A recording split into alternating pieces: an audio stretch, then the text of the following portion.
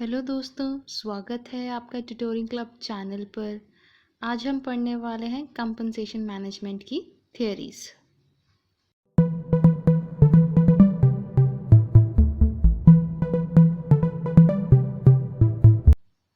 तो आइए शुरू करते हैं थियरीज ऑफ वेजेस। सबसे पहली थियरी है सब्सिस्टेंस थियरी। इसको डेवलप किया था डेविड रिकार्डो ने, और इसमें उसने कहा था कि वर्कर्स को उतना ही पे करना है जिससे वो एक मिनिमम स्टैंडर्ड ऑफ लाइफ खुद को प्रोवाइड कर सके, जिसमें they can avail all the necessities of life. अगर सब्सिस्टेंस वेजेस से ज़्यादा मिलेगा तो उससे वेजेस के रेट्स डाउन हो जाएंगे, और अगर कम देंगे तो उससे क्या होगा, the labour will die of hunger, malnutrition, as basic necessities won't be fulfilled. Next theory is wage fund theory. इस थियरी में कहा जाता है कि जो भी वेजेस पे हो रहे हैं वो ऑर्गेनाइजेशन अपने पास पहले से रखे हुए फंड्स ऑफ वेल्थ में से दे रही है। ये फंड, जिसको स्मिथ वेज फंड कह के डिनोट कर रहा है, ये ऑर्गेनाइजेशन की सेविंग्स का रिजल्ट होता है।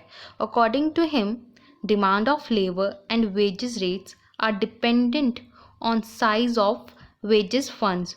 और कहा जाता है कि ट्रेड यूनियन के एफर्ट्स वेस्ट ही होंगे if they try to raise wages, and if they succeed in raising it's done on expenses of another. So wage rates is fixed and trade union do not have control over population.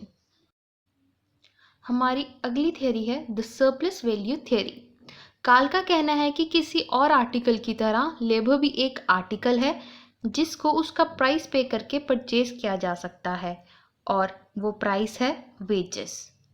और ये payment subsistence level पे है जो कि कम है in proportion to time taken by labour to produce items, and जो भी सरप्लस होता है according to him that goes to the owner, and Carl is all in favor of labor. So he says wages so paid should be according to efforts and time needed to produce items.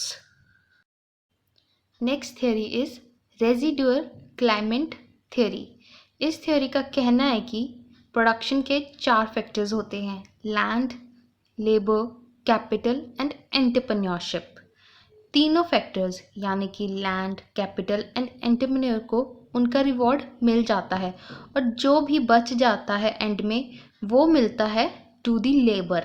जबकि होना क्या चाहिए कि labour को preference देनी चाहिए, उनकी जो भी पेमेंट है that should be done according to their efficiency. Next theory is marginal productivity theory. इस थियरी के अकॉर्डिंग वेजेस डिटरमाइन होते हैं on production contributed by last worker, that is the marginal worker.